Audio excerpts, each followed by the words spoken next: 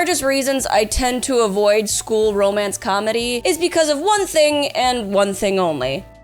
The predictability. I can only tell you the deepest sighs I have sighed when I would start a manga series that I thought looked original, but it always ends up turning out to be the same thing. It'd be a random guy in class suddenly starts getting attention from the most popular, most smartest girl in school, and she has this really random quirk. Next thing you know, they're fucking have a few kids, and the next big manga series cash grab spin-off is going on its way right to the motherfucking moon. So I made this wish to the stars that someone, anyone, could please create a series that would be a breath of fresh air, something that I would never be able to for one moment guess what could happen next. And boys, this is what they mean when they say be careful what you wish for, cause you just might get it. Cause boy, did I get it. Because it is the most unhinged, erratic, romance comedy school manga that I have ever had the pleasure of turning my brain off and on again for. And that manga is titled Mitsuishi-san is Kinda Strange This Year. And that's putting it kinda lightly, okay? Mitsuishi-san needs to be in a fucking mental hospital. Mitsuishi needs to be assessed by the court to make sure that she is safe for the general public. Because if I had to pick to be alone in a room with Mitsuishi-san or a bear, I'm gonna be picking that boo-boo bear any day of the goddamn week. Because at least I know that bear would be mauling my ass to little itty-bitty pieces in a matter of seconds. Whereas Mitsuishi-san, it's all up in the air what her unstable ass is gonna fucking do. And you know what?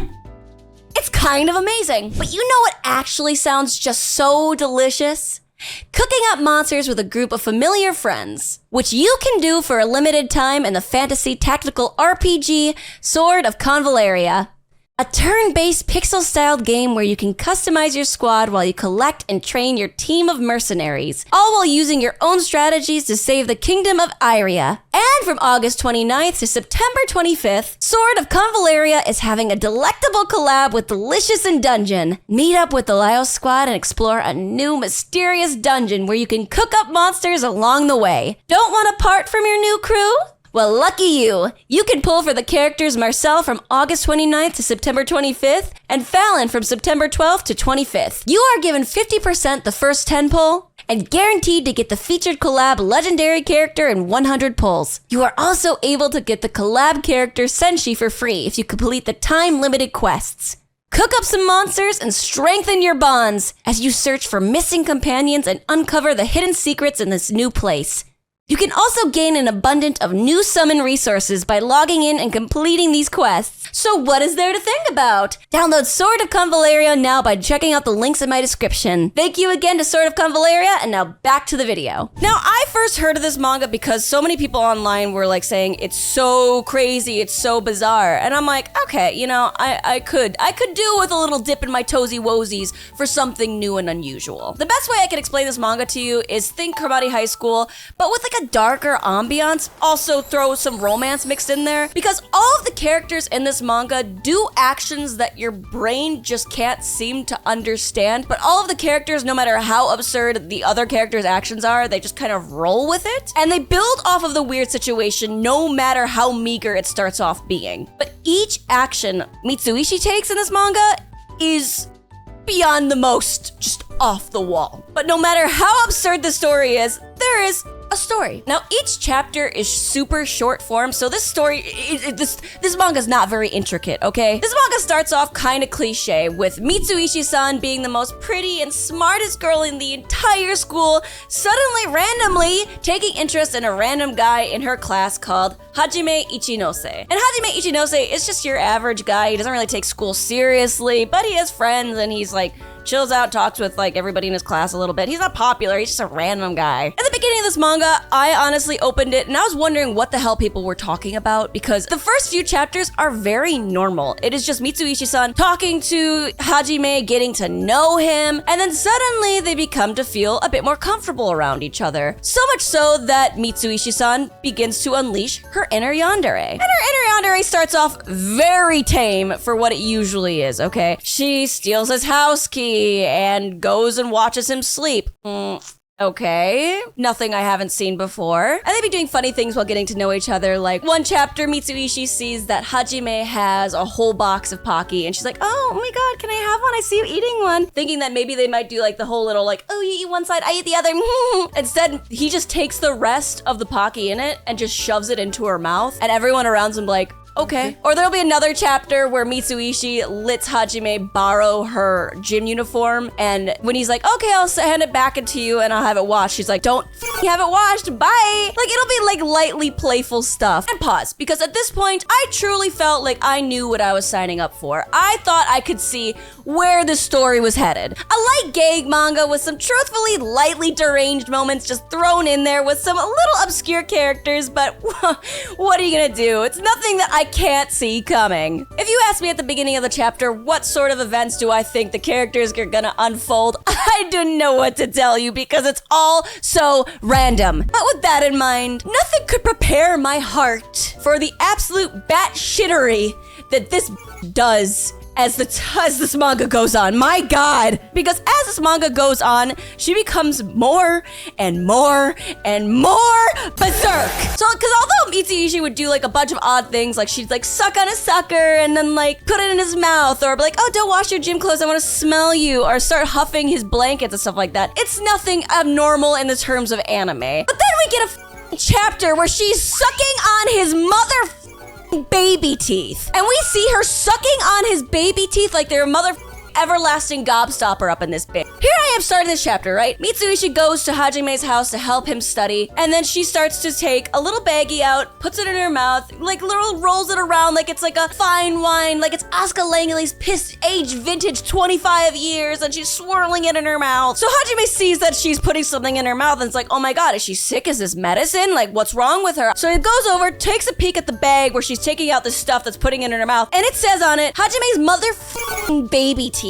She was chewing on his baby teeth. We find out Mitsuishi got this bag of his baby teeth from Hajime's mom, and she's just like seemingly okay that this random girl is like just gnawing on his teeth. The goddamn jaw power on this bitch must be phenomenal. She's like, oh, I just want a little piece of you just in me. Whoa, what? Can your stomach even digest teeth? So I'm looking at this like, what the any other guy is gonna be looking at Mitsuishi gnawing on his baby teeth and go like, oh girl, I need you to go. I need to get a restraining order. I'm gonna be calling the cops any goddamn minute now. Hajime? He just shrugs his shoulders. He's like, whatever. Because that is this manga. Because although this title is called Mitsuishi is a little bit weird this year, we come to find out everybody in this manga's weird as shit every year. Mitsuishi by far is the most crazy, let's be honest here. But everybody is crazy in this manga. But out of all the other characters, slowly but surely, we kind of see Hajime's almost on the same level of deranged as Mitsuishi-san. Which truly makes them a match made in heaven, my God. There will be chapters of Hajime just whiling around. Like, there's literally one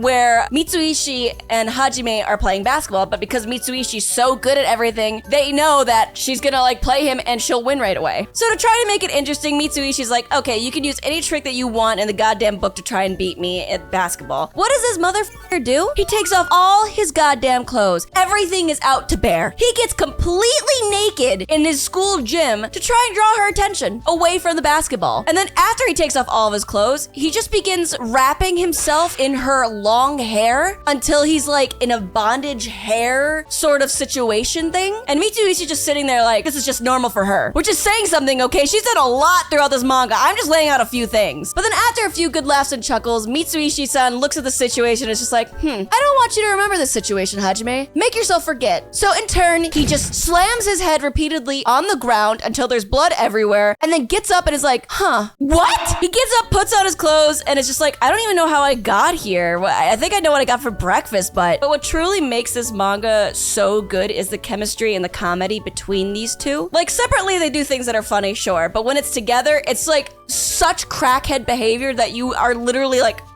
what am I reading here? There will be Hajime running from a teacher, for instance, and he runs into Mitsuishi-san in the middle of the hallway, and he's like, oh my God, I need somewhere to hide. The teacher's trying to find me, and he wants to lecture me. And Mitsuishi in reply is just like, oh, hide under my skirt. And obviously, Hajime's hearing this like, I can hide under your skirt, but he's gonna still see my body. You're wearing a school skirt. And she's just like, just trust it. He won't ask any questions. So he does. He just starts hiding under her skirt. And the teacher comes, sees somebody hiding under her skirt, and it's just like, what is this? Why? There's a guy like faceplant in your cooch. What's that about? And she's like, oh, we're doing just like extra credit points. And the teacher's like, okay. Goes back to looking for Hajime. Hajime gets out and is like, oh my God, thank you. But then they hear the teacher coming back again. So what do? Mitsuishi-san gets on his shoulders and covers his head with her skirt again. This time the teacher comes by and is like, what is this about now? And Mitsuishi's like, what do you mean? Like, we're just standing here. The teacher's like looking at this like clearly like,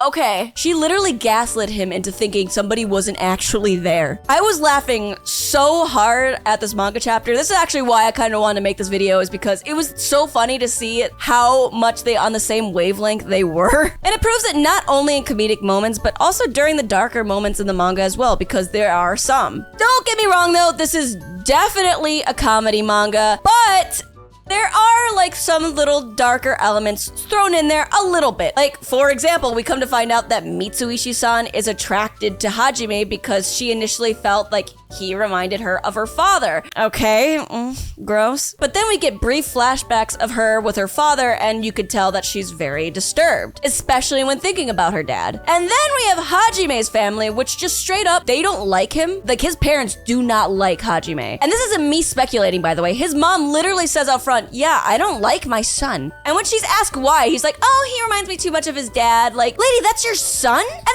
the manga keeps using her as comedic relief after that, when it's just like, am I meant to be like looking and laughing with you when you just like openly say you don't like your son and you just don't give a shit about him? Like, even when she's in the house and she sees Mitsuishi-san just randomly there, she's like, oh, whatever. And Hajime knows this, doesn't like it, but doesn't really know how to cope with it. I mean, he's just a kid. So during these brief character background scenes, they're there for each other. Mitsuishi-san, when she's having like a mini freak out because she's starting to remember stuff with her dad or gets a really bad like memory, Hajime is there, he sits her down and just tries to calm her down. Mitsuishi, when she can see that Hajime is bothered by something about his parents, takes his hand and just is there for him. Seeing these small yet quite depressing additions to this manga just makes the characters feel a lot more real, because yeah, it's a gag comedy manga, but it's also a romance, and you want to cheer for them. And as time goes on, even seeing the comedy romance between them feels, or starts to feel, kind of deep. Like, there's a chapter where Hajime is just like at a school festival and he's trying to call Mitsuishi because they're meant to be going on a date there together, and Mitsuishi just doesn't show up and she's not answering her phone. And then randomly, a random woman just gives Hajime a blow-up sex doll, and instead of questioning it, being like, oh, what the Hajime just looks at it and be like, well, shit, I need a date. So he aims to take it around the festival. And slowly but surely, as he takes it around the festival, he begins to fall in love with it. He truly begins to feel that this random sex doll is everything he needed. And more. Until Mitsuishi actually shows up and blows it up. She said she had trouble getting there because her sister swallowed her phone. I don't know. But then after Mitsuishi blows up the sex doll, they share this really heartwarming, deep scene where they're sharing a candy apple and just talking about like their feelings and their deep, like, there's a lot of things going on and it's like really serious. Like, we're not just meant to be think like the page just before this wasn't him about to propose marriage to a sex doll. It's these sudden switches of like super comedy to super seriousness that gives you whiplash, that your brain's just like constantly switching like, what the fucking hell is going on? But it goes so well. There's little to nothing you can do to know what exactly is going to happen in this manga. But honestly, that's why I couldn't put it down. The constant alteration between comedy, absurdity, and then sometimes being concerned. Actually, I'm not gonna say sometimes, because the entirety of that manga, I was concerned every fucking page. But even that is just such an addictive element. You aren't reading this for the romance. You are reading it to read the up-ass creek comedy that this manga throws at you. But you're reading it for the two weirdos that do like each other. It isn't sweet. It isn't even realistic. But it is their story, and it is a damn funny one. I am very nervous-sighted to see how much ass crack crazy Mitsuishi-san will be, considering the teeth thing was just in the recent chapters and it's all building up. And I'm also nervous-sighted to see how ass crackhead energy will Hajime be in response to this. There isn't too many chapters of this out yet. There are 60, which sounds like a lot, but again, each chapter is usually just like a few pages, if that. Sometimes it's like either 1 or 2 pages. But so much happens constantly in it that it feels longer. And hey, if I could turn off my brain only to have to be forced to turn it back on with some wacky ass shenanigans, then Godspeed, I love it. I cannot recommend enough this manga to you guys. It is so out there in a way that I've never read before. It is so unique, and honestly, I highly recommend it. Thank you guys for watching this video. Please remember to like, comment, and subscribe. And if you are thinking about joining this channel or supporting it, please check out my Patreon. I will be uploading a lot more lately, so please stick around. Put that little bell thing on, I think it is. Especially because YouTube might not like some of my content, and you might need the bell on. Either way, thank you guys again, and ta-da! Bye!